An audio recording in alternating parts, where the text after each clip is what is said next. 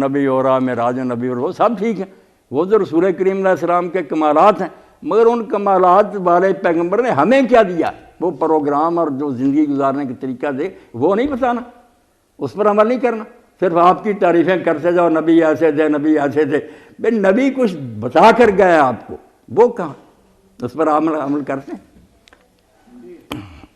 مولانا صاحب آپ نے مطلب اسلام کے اندر خرافات کی شمولیت کی بات کی، کیا آپ نشاندہی کریں گے کہ ہمارے معاشرے میں اسلام کے اندر کون کون سی خرافات شامل ہو چکی ہیں تاکہ ہم ان سے بچ سکیں؟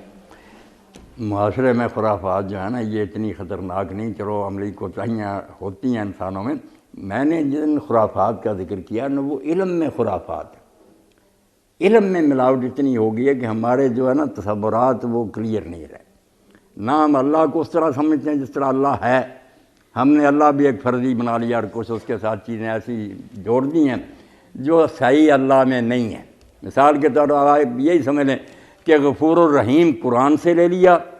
اس کی باطل تعویل کی کہ ہم جو جی چاہے کرتے ہیں وہ بخشنے والا اور مہربان، اس سے لوگ نڈر ہو گئے، بے خوف ہو گئے، جس مجرم سے آپ بات کریں جو گناہ کرتا ہے وہ کہ اللہ غفور الرحیم ہے۔ اب کوئی ظالم نہیں سمجھتا کہ اس سیاق میں آیا، اس کنٹیکسٹ میں قرآن میں آیا غفور الرحیم کہ لوگ جرم کرے اور معاف کرتا رہے، یہ حکومت نہ ہوئی اندھیر نگری اور چاپٹر راجہ ہوا، یہ تو بالکل ہماری دنیا کی حکومتوں سے بھی گئی گزری حکومت ہوئی کہ کسی مجرم کو سزا نہیں، کسی کو پکڑا نہیں جا رہا، دندنا رہے ہیں مجرم، ایسی حکومتوں سے ہم چیخ اٹھے ہیں کہ یہ حکومتیں، اگر اللہ کی حکومت بھی ایسی ہے تو ایسی حکومت کو ماننے کا کیا فائدہ، ایسے خدا پر ایمان رکھنے کا کیا فائدہ جو نیکوں کو انعام نہ دے بدوں کو۔ میں نے صرف ایک مثال کہ غفور الرحیم ہی اتنا غلط بدل دیا گیا کہ سارا نظام ہی درمرم ہو گیا، جو جی چاہے کرتے رہیں اللہ غفور الرحیم ہے۔ بھائی کہاں اللہ نے ایسے لوگوں کے لیے غفور الرحیم کہا؟ اس نے تو صرف یہ بات کہی ہے کہ چونکہ تم انسان ہو، فرشتے نہیں ہو،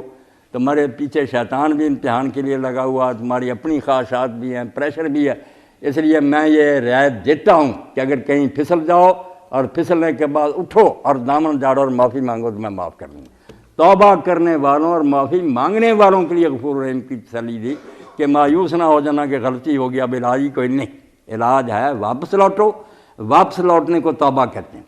پچھلے کی معافی مانگو وہ استغفار ہے، اور آئندہ کے لیے عزم کرو کہ پھر نہیں یہ حرکت کریں گے، پھر تم میں غفور الرحیم پاؤ، میں بڑے حوصلے والا ہوں، بخش دوں گا میں۔ مگر اگر تم برائیاں کرتے رہو گے تو صاف کا نبے عبادی انی انا الغفور الرحیم، میرے بندوں کو اطلاع دے دو کہ میں بڑا بخشنے والا اور مہربان ہوں، وان عذابی هو العذاب العلیم، اور ساتھ ہی یہ اطلاع بھی دو کہ میرا عذاب بھی دردناک عذاب ہے۔ جو دوسرا ہاتھ دیکھنا چاہیں گے نا ان کے لیے وہ بھی ہے، نہیں باز آئیں گے تو مجرموں کے لیے پھر میری سزا بھی بڑی سخت، ایک ہی جگہ دو ٹکڑے، آدھا چھپا لیا آدھا، اور غلط موقع پر استعمال کر دیا کہ جو جرموں پر جمے ہوئے ہیں ان کو تسلی دے دی کہ لوٹتے رہو، کرپشن کرتے رہو، اور آخر میں یہ ہو گیا کہ مکہ چلے جاؤ سارے گناہ بخشے جائیں گے۔ کوئی کہہ دیتا وضو کرو، وضو سے سارے گناہ جھڑ جاتے ہیں، وہ باتیں سب سچ ہیں، مگر ان کا محل اور موقع یہ ہے کہ لوگ جرم کرتے رہیں۔ میرے استاد ہی تھے پروفیسر منظور حسین شور صاحب، اللہ ان پر رحمت فرمائے، وہ یہ شعر اپنا پڑھا کرتے تھے کہ اب خون بنی آدم سے تو کھیل گیا ہولی، مسلمانوں کا حال یہ، خون بنی آدم سے تو کھیل گیا ہولی، لوٹتے ہیں دکان پر بیٹھ کر، گاہکوں کو ٹھگتے ہیں، بستی میں گلا کاٹا، مسجد میں چھری دوڑی، یہ انہوں نے مذہب بنا لیا کہ ظلم کرو مسجد میں جاؤ پاک ہو کر آ جاؤ۔ اللہ سے فراڈ کر رہے ہیں لوگ کہ جرم کرتے رہیں اور اللہ انہیں معاف کرتا رہے۔ اللہ نے ان کے لیے حج میں معافی رکھی ہے، نماز میں رکھی ہے، جو غلطی ہو گئی مگر اب پچھتا رہے ہیں کہ اللہ کیا کر رہے، کس لیے آئے تھے اور کیا کر گئے، آئے کس لیے تھے اور ہم سے ہو کیا گیا، روتے ہیں، معافیاں مانگتے ہیں، چھوڑ دیتے ہیں اس گناہ کو، واقعی ایسے جو ہے سمندر کی جھاگ کے برابر بھی ہوں گے، جب بھی لوٹ آئیں گے اللہ بخش دے گا۔ مگر جو اصرار کریں، ڈٹے رہیں، حضرت امام حسن بصری فرماتے ہیں کہ ہمارا جو استغفار ہے نا، جو ہم پڑھتے ہیں استغفر اللہ، یہ خود ایک گناہ ہے جس پر ہمیں استغفار کرنا چاہیے، کیونکہ ہم اللہ سے ٹھٹھا کر رہے ہوتے ہیں، دل میں یہی ہے کہ کام یہ کرتے رہنا برا، تو ساتھ کہتے ہیں میں اللہ تو اسے معافی مانگ، کہتے ہیں یہ مذاق ہے، استغفارنا یحتاج الی الاستغفار، ہمارا استغفار خود استغفار کا محتاج ہے، یہ تو جرم کر رہے ہوتے ہیں۔ معافی مانگنا تو سیدھی طرح مانگو کہ اللہ ہو گیا اب نہیں کروں، پھر دیکھیں ٹھیک ہے اللہ بھی رحم کرنے والا ہے، اس کے رسول بھی سفارش کرنے والے ہیں، ایسے لوگوں کے لیے۔ اب اللہ کے رسول کی شفاعت وہ غلط باتوں کی مثال ہے، ایک یہ شفاعت کا خبر بھی کہ کرتے رہو، جیسے بڑے ہیں نا سندھ میں وہ چھڑا لیتے ہیں، مجرموں کو پناہ دیتے ہیں، اس طرح نعوذ باللہ بنا لیا کہ پیغمبر لوگوں کو نیک بنانے کے لیے نہیں آتا،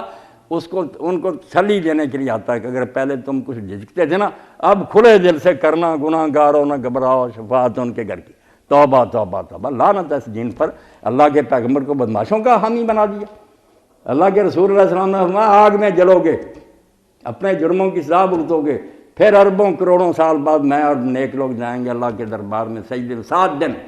پھر یحد لی حدن، پھر روبکار جاری ہوگی کہ چلو یہ مجرم جو ہے ان کو چھڑا لاؤ دوزخ سے،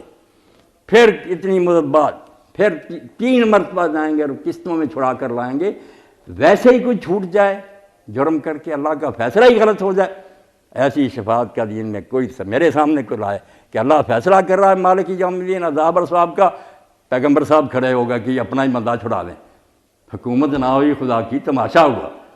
سب اپنے اپنے کیے کو بھگتیں گے۔ وہاں اگر ایمان ہوگا تو کس طرح نکلیں گے، اگر ایمان ہی ختم ہو گیا ہوگا تو پھر تو وہیں رہیں گے۔ میں اب ایمان بھی جو ہے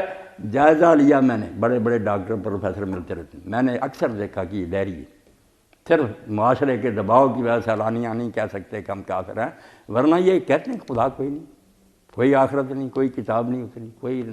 رسول نہیں ہے، یہ سب ہوشیار لوگوں نے اپنے آپ کو ربی مشہور کر کے اپنے پڑھے لکھے ہیں، وکیل ہیں، ججز ہیں، اندر سے کافر ہیں، تو یہ کیا نکلیں گے، تو یہ دوسرے کفار کے ساتھ ہی رہیں۔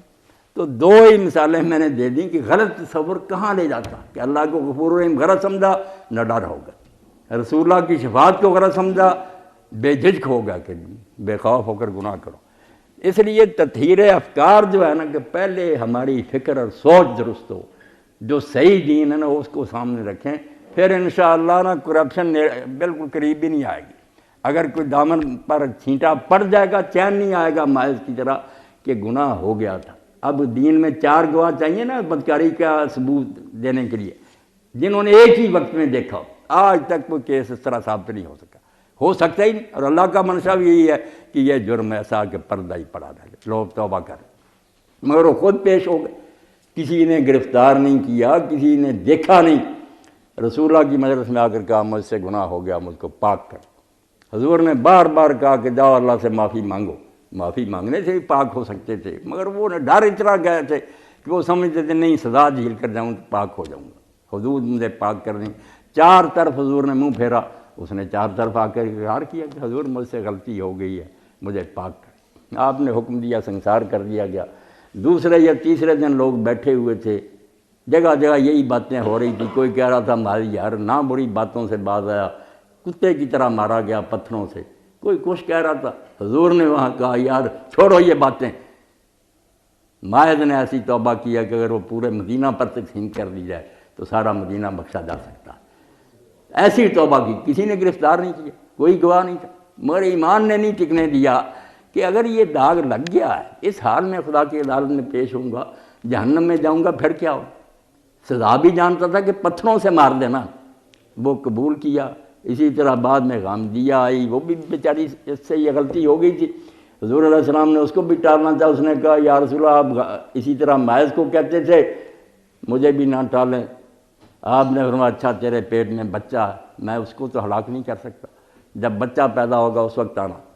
جیل میں نہیں دیا، وہ دوبارہ نہ آتی، حضور کبھی نہ پیچھا کرتے کہ کیوں نہیں آئی، مگر اس کو چین نہیں آیا، بچہ جنا لے کر گود میں آئی، اس نے کہا اللہ کے رسول یہ بچہ پیدا ہو گیا، یہ آپ کسی کے حوالے کریں، کوئی اس کو پالے، مجھے پاک کر۔ حضور نے پھر فرمایا کہ نہیں دودھ پلاؤ، دودھ پلایا، پھر آ گئی اور ہاتھ میں ٹکڑا تھا روٹی کا، کہنے لگی یہ بچہ روٹی کھانے لگا، حضور کسی کے سپرد کر دیں، مجھے پاک کر۔ حضور نے دے دیا، بیچاری کو گاڑ کر زمین میں پتھروں سے باہر آ گیا، اور چھینٹا اس کا ایک خون کا ایک صحابی پر پڑا تو اس نے لعنت کر دی کہ ایسے برے کام، حضور نے فرمایا تو لعنت کر رہا، یہ جنت کی نہروں میں تیر رہی اس وقت، اللہ نے ایسی توبہ اس کی قبول۔ تو ایمان جب تک ہم پیدا نہیں نہ کرتے، ہمارے ادارے اس بارے میں کوئی محنت نہیں کرتے، صرف کتابیں رٹا دیں، امتحان پاس کریں، نوکری کرنے لگے، یہ کیا ہے مراد؟ کیا کہیں احباب کیا کار نمایاں کر گئے، بی اے کیا ڈگری ملی نوکر ہوئے پھر مر گئے۔ ہمارا تو بس یہی چکر ہے کہ روٹی کماؤ روٹی کماؤ۔